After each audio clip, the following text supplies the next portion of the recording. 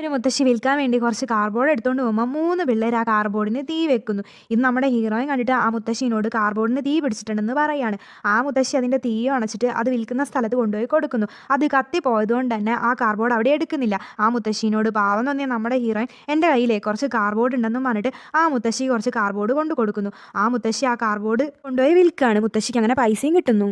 മുത്തശ്ശിയാണെങ്കിൽ മുത്തശ്ശീൻ്റെ ജോലി ചെയ്തുകൊണ്ടിരിക്കുമ്പോൾ ഈ 3 തലതെറിച്ച പിള്ളേർ ആ മുത്തശ്ശീനെ കളിയാക്കിക്കൊണ്ടിരിക്കുകയാണ്. ഇത് ഇവരുടെ സ്കൂളിലെ പ്രിൻസിപ്പൾ കണ്ടിട്ട് അവരൊരു പാഠം പഠിപ്പിക്കാൻ വേണ്ടിയിട്ട് കുറേ വേസ്റ്റുള്ള സ്ഥലത്തേക്ക് അവരെ കൂട്ടിക്കൊണ്ട് പോയിട്ട് ഇതെല്ലാം ക്ലീൻ ആക്കിയിട്ട് ആക്രി സാധനങ്ങൾ എന്തെങ്കിലും ഉണ്ടെങ്കിൽ അതെടുത്ത് വിറ്റ് പൈസയും കൊണ്ട് വേണം സ്കൂളിലേക്ക് വരാൻ, ഇല്ലെങ്കിൽ നിങ്ങൾക്ക് അറ്റൻഡൻസ് ഉണ്ടാവില്ല എന്ന് പറയുന്നു. ഇവരും വേറെ വഴിയില്ലാത്തതുകൊണ്ട് തന്നെ അവിടെ വൃത്തിയാക്കിയിട്ട് ആക്രി സാധനങ്ങൾ കൊണ്ടുപോയി വിറ്റപ്പോൾ ഇവർക്ക് വെറും 10 രൂപ മാത്രമാണ് കിട്ടുന്നത്.